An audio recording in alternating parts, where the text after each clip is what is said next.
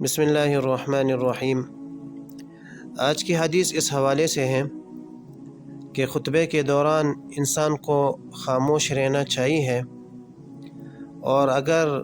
کوئی اور شخص بھی باتیں کر رہا ہو تو آپ کے لیے یہ جائز نہیں کہ آپ اسے یہ کہیں کہ چپ رہو۔ اسی حوالے سے ابو ہریرہ رضی اللہ تعالیٰ عنہ فرماتے ہیں کہ نبی کریم صلی اللہ علیہ وسلم نے ارشاد فرمایا کہ جمعے کے دن جب امام خطبہ پڑھ رہا ہو، اگر تم نے اپنے پاس بیٹھے ہوئے شخص سے یہ بھی کہا کہ چپ رہو فقط لغوت، تو تم نے بھی لغو کام کیا، یعنی فضول کام کیا۔ دیکھیں، پہلا حکم تو یہ ہے کہ جب بھی جمعے کے دن خطبہ پڑھا جا رہا ہو تو انسان کو خاموش رہنا چاہیے، اور اس حدیث میں ایک اور بات بھی یہ بیان کی گئی ہے کہ اگر کوئی اور شخص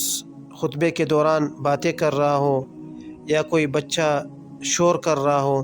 تو آپ کے لیے یہ بھی جائز نہیں کہ آپ اسے یہ کہیں کہ خاموش ہو جاؤ۔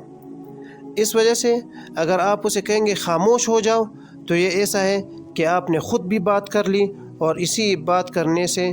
خطبے کے دوران انسان کو منع کیا گیا ہے۔ ہاں، آپ اشارے سے اسے سمجھا سکتے ہیں، تو آپ اشارہ کر کے اسے سمجھا لیں کہ خاموش رہے۔ امام ابو حنیفہ رحمۃ اللہ علیہ فرماتے ہیں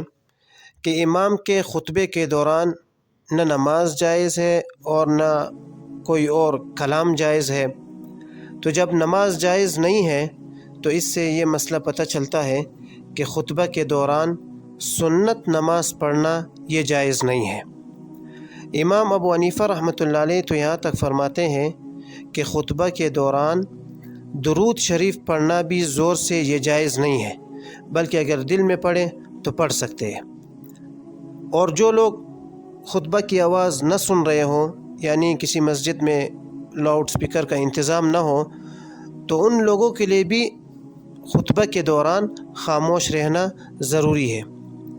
علماء نے خطبہ کے آداب میں لکھا ہے کہ خطبہ کے دوران لکھنا پڑھنا بھی منع ہے،